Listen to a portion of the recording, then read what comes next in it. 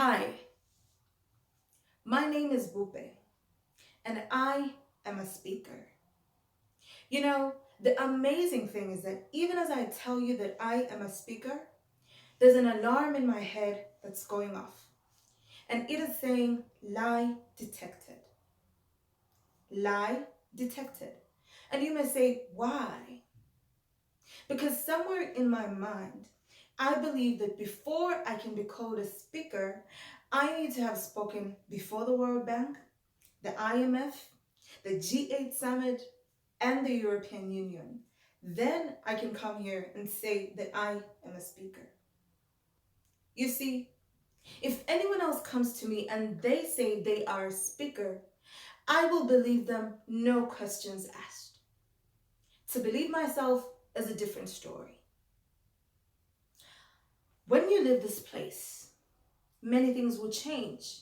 How you make decisions, who you partner with, you will see different trajectories in your careers, your business, from what you've learned today. But for some of you on this journey, you will encounter something. And to let you know about that thing, let me tell you a very quick story. When I got the message that I would be speaking today, I was excited. I was like, yay! I was so happy. Then, as I began to prepare, I drafted a list with various topics. And I looked at these topics and I started overly scrutinizing them. I came up with every single reason why these topics were not good enough. Some of them were boring, not impactful enough, been spoken by too many people. I had multiple reasons why some of these topics were not good enough. When I was done with the list, I came to me. I started asking questions. Why did Project Life Design decide that I must speak today? What did they see? I'm not even a good speaker.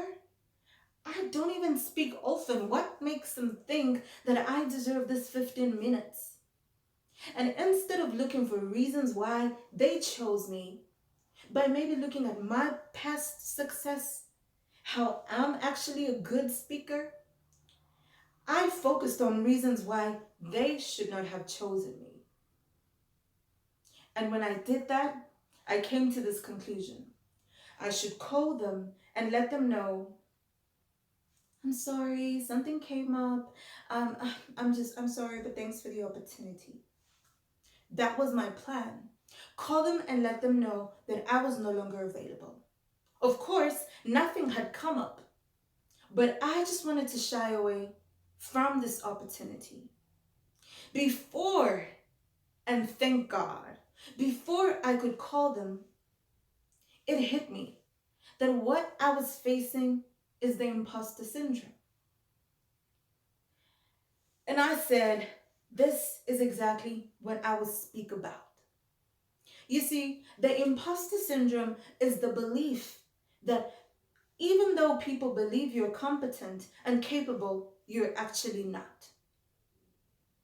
It is the belief that all of your success is by luck or by chance. Now, I know some of you may say, nah, that's not me. I'll give you a little test, and I call it the ABS. The A is attributing your success to external factors. If you have a tendency of giving credit to other people for your success, that is the imposter syndrome. It may look like humility, but in fact, it is you being unable to internalize your success. It often looks like this. You write an exam, you do really well, and instead of accepting that I am the reason why I did well, you say, well, the lecturer is pretty good. He's always very thorough. Or you say, my study group is so supportive. That's why I made it. You take yourself out of the success equation and you give credit to other people except yourself. That is not humility. It is the imposter syndrome. The B is berating your performance, belittling your achievements. Are you someone that likes to shy away from your good performance? You prefer to focus on areas where you're weak than where you're strong? Do you constantly look at, no, I could have done this differently, I could have improved there? That may look like trying to be a perfectionist, but that is in fact the imposter syndrome. The failure to acknowledge how good you are or how excellent you are. That is the imposter syndrome, where you feel like a fake and you feel like other people will soon discover that I'm not as good as they think I am.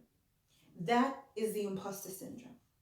And when you do these things, you become someone that self-sabotages, which is the S. You self-sabotage yourself. And what this means is you develop an avoidant personality. You avoid opportunities. You avoid certain people because you're afraid that they will see your weak areas. Does that sound like you? Do you fail to acknowledge that you are part of the success equation? Are you quick to highlight your weak areas and not your stronger areas? Do you constantly doubt yourself no matter how many times people say you're good enough? That is the imposter syndrome. And as long as you walk with the imposter syndrome, you will never soar to the heights that you were created for.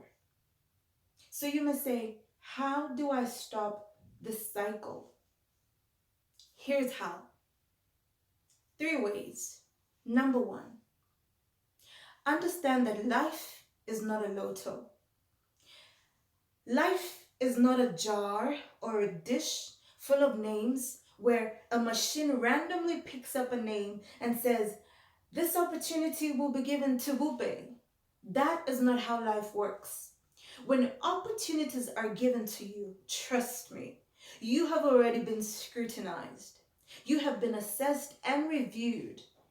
And the person giving you those opportunities has found you to be the person deserving. You are the right man or the right woman for the job. Life is not a lotto. The opportunities that come to you come because you deserve them. Number 2, accept that you're good enough. Accepting that you're good enough does not mean you do not need to improve. But needing to improve does not mean you're not good enough. When you accept that you are part of the success equation, then you're able to defeat the imposter syndrome. If you're not aware of the imposter syndrome, you cannot arrest it. But when you are aware of it, like I became aware of it, I was able to arrest it and get it out of my head and show up today like I have. The third thing that you need to do is to align yourself. Align yourself with the right people. People that don't owe you anything. People that do not owe you compliments, they don't owe you promotions. Objective people. Align yourself with those people. They've got no reason to sugarcoat things to you. They've got no time having to pamper you and tell you that you're good enough. Align yourself with those people. Those are the people whose opinion you can trust. People that you know are genuine and speak to you honestly.